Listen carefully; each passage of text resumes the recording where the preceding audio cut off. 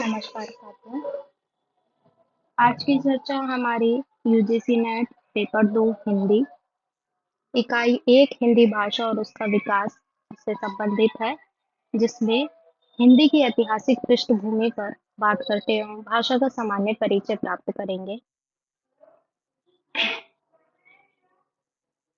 भाषा पर बात करने से पहले हम अनेक विद्वानों के द्वारा जो परिभाषाएं दी हैं, उनमें सबसे प्रसिद्ध कांता प्रसाद गुरु की जो परिभाषा है उसको यहाँ देखेंगे।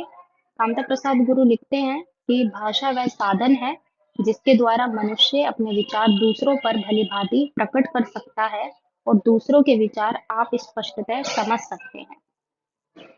पाश्चात्य विद्वान मैक्स मूलर कहते हैं कि भाषा और कुछ नहीं है, केवल मानव की चतुर बुद्धि द्वारा आविष्कृत एक ऐसा उपाय है जिसकी मदद से हम अपने विचार सरलता और तत्परता से दूसरों पर प्रकट कर सकते हैं और जो चाहते हैं कि इसकी व्याख्या प्रकृति की उपज के रूप में नहीं बल्कि मनुष्यकृत पदार्थ के रूप में करना उचित है। इन दोनों परिभाषाओं से यही निष्कर्ष निकल के आता है कि भाषा वह साधन है जिसके द्वारा हम अपने विचार दूसरों पर भलीभांति प्रकट कर सकते हैं और दूसरों के विचार हम समझ सकते हैं। इसके बाद आता है कि भाषा की उत्पत्ति के प्रमुख सिद्धांत कौन कौन से हैं और उसके प्रवर्तक कौन है। भाषा की उत्पत्ति संकेत से मानते हैं रूसो, इंगित से मानते हैं डॉक्टर राय, धातु से मानते हैं हेज और मैक्स मूलर, श्रम ध्वनि से मानते हैं नवारे और संपर्क से मानते हैं जी रेवेज। इसके बाद हम चर्चा करें विश्व की भाषाएं और वर्गीकरण की। तो वर्तमान समय में 6000 से अधिक भाषाएं बोली जाती हैं विश्व में। इन 6000 से अधिक भाषाओं का वर्गीकरण दो प्रकार से किया गया है। एक तो आकृति मूलक वर्गीकरण और दूसरा है पारिवारिक वर्गीकरण। आकृति मूलक वर्गीकरण वाक्य रचना और रूप को आधार बना करके किया जाता है और आकृति मूलक वर्गीकरण को अन्य नामों से भी जाना जाता है, जिसमें कि रूपात्मक, रचनात्मक, व्याकरणिक, वाक्यात्मक, पदात्मक, ये नाम जो है वो प्रसिद्ध है। आकृति मूलक वर्गीकरण का सर्वप्रथम प्रयोग प्रोफेसर श्लेगल ने किया था। आकृति मूलक को भी दो वर्गों में बांटा गया है, अयोगात्मक और योगात्मक। अयोगात्मक अ, अयोगात्मक होता है जिसमें एकाक्षर या स्थान प्रदान भाषा इसके अंतर्गत आती है, उसे अयोगात्मक कहते हैं। जिसका कोई कोई जुड़ाव ना हो, कोई भाषा में कोई योग ना हो, अयोग अलग अलग हो। जैसे कि चीनी भाषा, तिब्बती भाषा, बर्मी भाषा, सुदामी भाषा। उसके बाद हम आते हैं योगात्मक भाषा। योगात्मक भाषा के भी तीन प्रकार किए गए हैं, अश्लिष्ट, श्लिष्ट और प्रश्लिष्ट। अश्लिष्ट के अंदर जो भाषाएं आती है वो है तुर्की, काफिर, जूलू, संथाली, कन्नड़ और गफोर। श्लिष्ट के अंदर अगर हम देखें तो अरबी, हिब्रू, संस्कृत, हिंदी, अंग्रेजी और बांग्ला। प्रश्लिष्ट के अंदर हम देखें तो चेरोकी और बास्क, ये भाषाएं आती है। इसके बाद हम पारिवारिक वर्गीकरण पर आते हैं। पारिवारिक वर्गीकरण में भाषा के इतिहास को आधार बना के पारिवारिक वर्गीकरण किया जाता है और इसके अंतर्गत रचना तत्व और अर्थ तत्व दोनों का ध्यान रखा जाता है। और पारिवारिक वर्गीकरण के अगर हम अन्य नाम देखें तो उसमें वंशात्मक वर्गीकरण, वंशानुक्रमिक वर्गीकरण, कुलात्मक या ऐतिहासिक वर्गीकरण, ये सब आते हैं। वर्गीकरण के पारिवारिक वर्गीकरण के प्रमुख आधार हैं पद रचना, वाक्य रचना, ध्वनि, अर्थ, शब्द और स्थानिक समीपता। इसके बाद हम बात करें भाषा परिवारों की कि विश्व में कितने भाषा परिवार हैं, तो 18 भाषा परिवार हैं और इन भाषा परिवारों के 4 भौगोलिक क्षेत्र बनाए गए हैं। इसके अंतर्गत ये भाषा परिवार आते हैं। तो पहला भौगोलिक क्षेत्र हम देखें तो वो यूरेशिया है। यूरेशिया यूरोप और एशिया, इसके अंदर यूरोप और एशिया की भाषाएं आती हैं। इसके अंदर 10 भाषा परिवार आते हैं, जिसमें पहला भारोपीय भाषा परिवार, इसी के अंतर्गत जो है हमारी अ, भारतीय आर्य भाषाएं, जिससे कि आधुनिक हिंदी का जन्म हुआ और आधुनिक हिंदी की अन्य बोलियों का भी जन्म हुआ।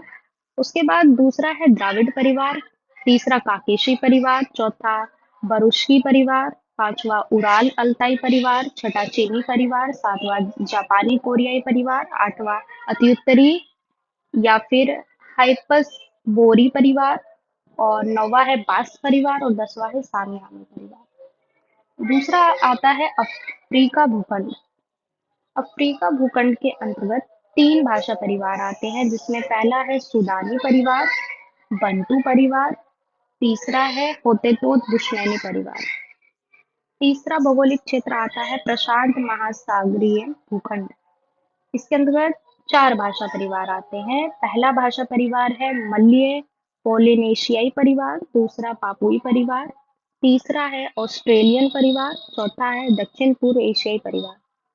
चौथा आता है अमेरिका भूखंड। अमेरिका भूखंड में केवल एक भाषा परिवार है, अमेरिकी परिवार। इसमें से जो भाषा परिवार है, जैसे भारोपीय का हमने इसमें देखा कि इसमें भारतीय आर्य भाषाओं का भी है और वहां से फिर आधुनिक हिंदी। इसमें जो दूसरा द्राविड़ परिवार है, इसको देखें तो इसके अंतर्गत तमिल, तेलुगु, कन्नड़, मलयालम, तुलु, गोंडली, कुरुक, ब्राहुई और टोडा ये भाषाएं आती हैं। कई लोगों को ये भ्रम होता है कि भारोपीय के अंतर्गत ही हमारी जो तमिल, तेलुगु ये भाषाएं आती हैं, क्योंकि वो दक्षिण भारत में बोली जाती है, लेकिन ऐसा नहीं है। द्राविड़ परिवार अलग भाषा परिवार है, उसके अंतर्गत आती है। इसके बाद जो सामी हामी परिवार, इसकी जो भाषाएं हैं वो महत्वपूर्ण है, जिसमें सामी वर्ग के अंतर्गत अरबी और इब्रानी भाषा आती है, और हामी के अंतर्गत मिस्री मिस्री और कॉप्टिक और सोमाली भाषा आती है। इसके बाद हम देखें भारोपीय भाषा परिवार, जिससे हिंदी आधुनिक हिंदी का जन्म हुआ। अन्य नाम भारोपीय भाषा परिवार के हैं इंडो जर्मनिक, आर्य परिवार और भारत हिंदी परिवार। भारोपीय नाम कैसे पड़ा? तो भारत प्लस यूरोप, इसलिए इसका नाम भारोपीय परिवार पड़ा। इसमें भारत और यूरोप की भाषाएं हैं। इसका वर्गीकरण, भारोपीय परिवार का वर्गीकरण ध्वनि के आधार पर किया गया है, जिसमें कि भारोपीय परिवार की 10 शाखाएं बताई हैं। और ये जो ध्वनि के आधार पर वर्गीकरण किया है, उसमें पहला वर्गीकरण सतम वर्ग है और दूसरा वर्गीकरण केतु वर्ग है। सतम वर्ग के अंतर्गत चार शाखाएं आती है, जिसमें पहली शाखा है भारत ईरानी, जिसे आर्य भी बोला गया। फिर आती है बाल्टो स्लाविक, फिर तीसरी आती है अर्मीनी, और चौथी आती है अल्बानी, जिसे इलिरियन भी बोला जाता है। पहली शाखा हम देखें भारत ईरानी, जिसे आर्य बोला गया। इसमें इसके भी तीन प्रकार किए गए, जिसमें ईरानी, दरद और भारतीय आती है। ईरानी के अंतर्गत जो बोलियां आती है वो है फारसी, पहलवी, ईरानी, पश्तो, अवेस्ता, बलोची और पामिरी। दरद दरद का दरद को अगर हम देखें तो दरद शब्द का जो अर्थ होता है वो पर्वत होता है, और दरद का प्राचीन नाम पैशाची प्राकृत भी है। दरद के अंतर्गत जो भाषाएं आती हैं वो कश्मीरी, शीना, चित्राली, काफिर और कोहिस्तानी आती हैं। और दरद भाषाओं का जो क्षेत्र है वो पामीर और पश्चिमोत्तर पंजाब है।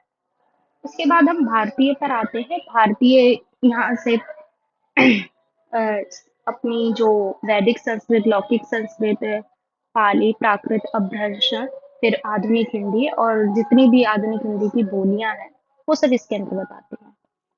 बाल्टो स्लाविक बाल्टो स्लाविक के अंतर्गत महारूसी, यूक्रानी, चेक, स्लोवाक, बुल्गारी, पोली, सब्रोक्रोती और स्लोवेनी आती है।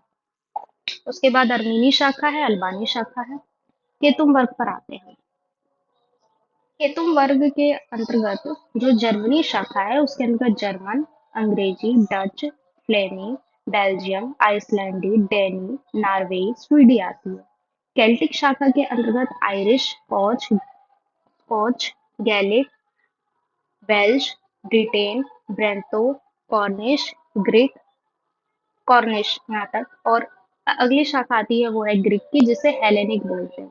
फिर उसके बाद तोखारी शाखा आती है, उसके बाद हितो, जिसे हिटाइट भी बोलते हैं। फिर उसके बाद अंतिम जो शाखा आती है वो है इटालिक, जिसे रोमानी भी कहते हैं। इसके अंतर्गत जो भाषाएं आती है वो है इतालवी, फ्रांसीसी, स्पेनी, पुर्तगाली और रोमन। इसी के साथ ये चर्चा यहीं समाप्त होती है।